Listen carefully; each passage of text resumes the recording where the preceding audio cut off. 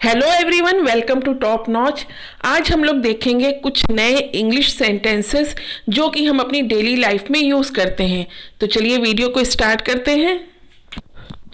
First sentence है, मैं आमतौर पर दिन में झपकी ले लेता हूँ। इसको इंग्लिश में क्या बोलेंगे? I usually take a nap in the afternoon. ठीक है, अगर यहाँ पर मैं आमतौर पर दिन में झपकी ले लेती हूँ तो इसका भी यही होगा, I usually take a nap in the afternoon. Next है, वो बस में झपकी ले रहा था। इसको इंग्लिश में कैसे बोलेंगे? He was napping in the bus. ठीक है, और अगर होगा वो बस में झपकी ले रही थी तो इसका क्या होगा? She was napping in the bus. Next है, वो रोज दोपहर के खाने के बाद झपकी लेती है। इसको इंग्लिश में कैसे बोलेंगे? She naps every day after lunch. अगर होगा वो रोज दोपहर के खाने के बाद झपकी ले लेता है तो इसे कैसे बोलेंगे? He naps every day after lunch. Next है, मैं आटा गूंथ रही हूं। इसे इंग्लिश में कैसे बोलेंगे? I am kneading the dough। ठीक है, I am kneading the dough। Next है, समय की नज़ाकत को समझो। इसे इंग्लिश में आप कैसे बोलेंगे? Understand the delicacy of time. Okay, understand the delicacy of time. Next है, ऐसा कुछ नहीं है। इसे इंग्लिश में आप कैसे बोलेंगे? Nothing like that. ओके, ऐसा कुछ नहीं है। इसे इंग्लिश में कैसे बोलेंगे? Nothing like that. सच हमेशा कड़वा होता है। Truth is always bitter. यहां पर हमेशा छूट गया है इसलिए मैं आपको बोल के बता दे रही हूं। सच हमेशा कड़वा होता है, इसे इंग्लिश में बोलेंगे truth is always bitter. Always का मतलब क्या है? हमेशा। ओके, नेक्स्ट है, मैं रोज सुबह सैर करने जाता हूं। I go for walk every morning. अगर यहां होगा मैं रोज सुबह सैर करने जाती हूं तो क्या होगा? तब भी यही होगा, I go for walk every morning.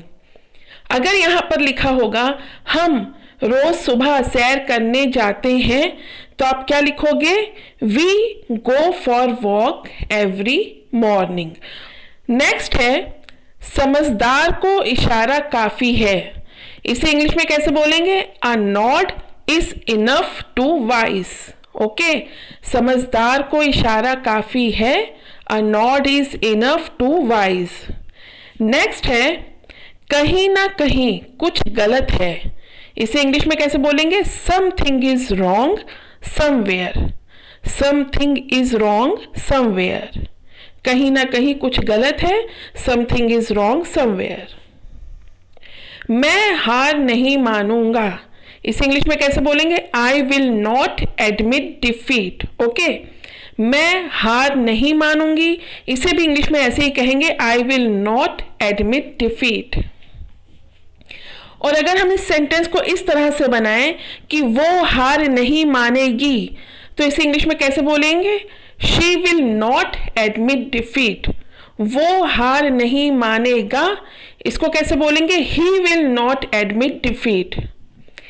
Next है, मैं आपका शुभ चिंतक हूं।